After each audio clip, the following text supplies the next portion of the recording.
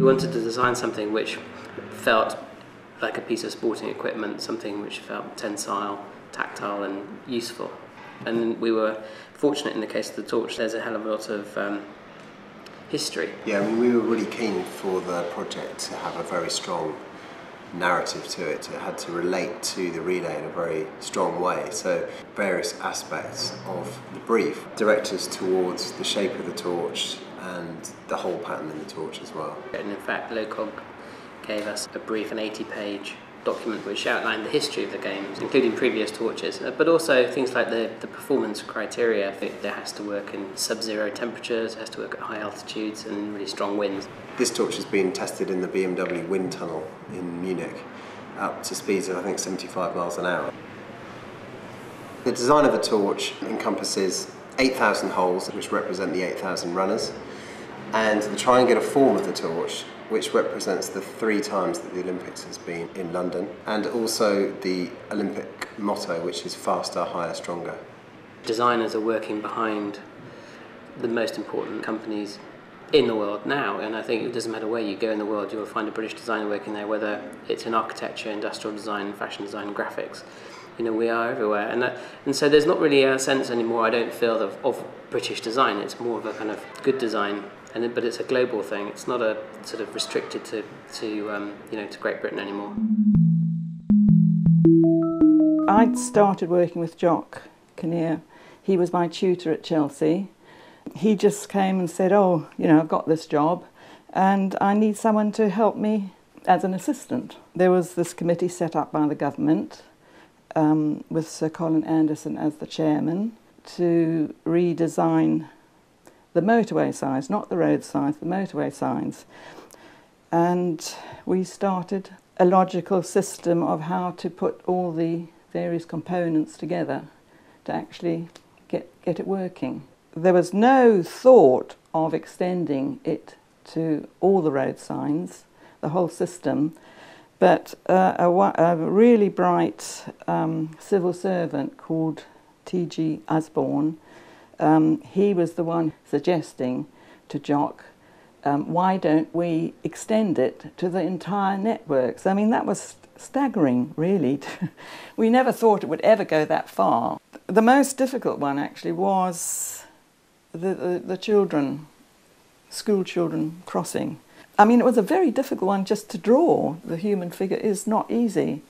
And so I spent a lot of time on that. I based the child on my idea of me as a 7, 8-year-old.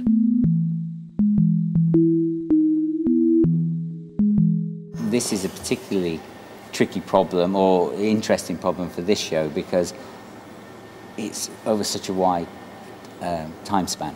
So there's so many different styles, aesthetics. To that sense, often with an exhibition that's more focused, you've got an aesthetic to play against or take from, but here we had to find something that would sustain itself through 60 plus years of design. And could adapt a language that it would create a common thread through the whole exhibition, but at the same time could adapt, which is done through palette and colour from space to space, responding to the different periods. It has to have a degree of neutrality to it, so it doesn't contradict any of the aesthetics of the individual periods. Having said that, we had to choose something, and we didn't want to choose Helvetica. There did seem an appropriate choice in a typeface designed by Margaret Calvert, Calvert and Kinnear, the creators of the road signage system, one of the exhibits here, who also created the typeface for the Intercity 125 programme. You know, it has a clarity and a strength. In that sense, it's easy to read. And Paul says, in that sense, it's got a kind of neutrality. It doesn't fight too much.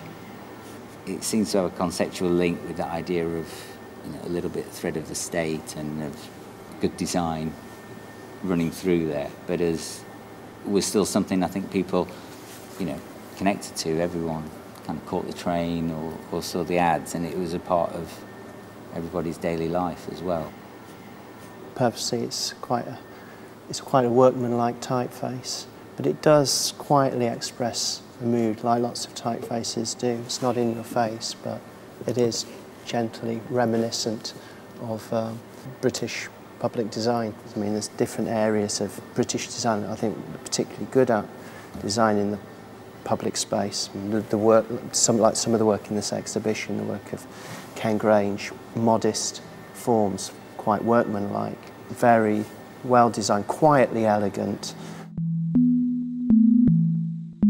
I was asked to design the inside of a pavilion, and I was virtually finished my job, and I said, foolishly in a way, but I said, you know, this would be a marvellous job if the cameras, if the products weren't so damned ugly. And a man on my left who was busy unpacking, he was obviously, you know, something to do with the display arrangements. He said, well, that's very interesting. He said, what would a designer charge a firm like Kodak to design a camera? And I said, well, I don't know. Hadn't thought about it at all. I'd never done anything like that in my life. I said, but I don't know, a few £100, you know, that was it. I went back to London, and the following morning the telephone rang, and I'm on my own, in my own little bedroom cum studio, and a man said, I'm head of development at Kodak, and I understand you're going to design a camera for us. And that's absolutely true story, and from that then a whole raft of products came. This was the first camera I did for them, this one called the 44A, which is a very, you know, strange looking thing today, but it was successful.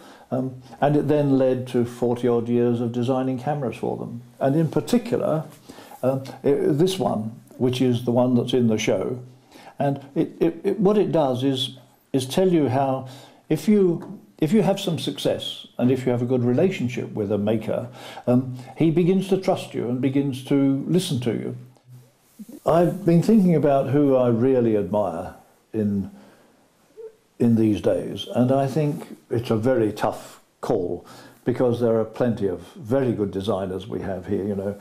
And of all the people I know around who I think a big influence, as well as being a big single, as it were, practitioner today, is Thomas Heatherwick. I think Thomas is an exceptional man in the scope of his skills, the scope of his intellect. He's very accessible. He's by no means a prima donna, but he absolutely consistently surprises and staggers you with the scope of his thinking and the scope of his vision. Getting the chance to design the bus was so special for the studio because London's Transport Authority hasn't commissioned a bus design for over 50 years.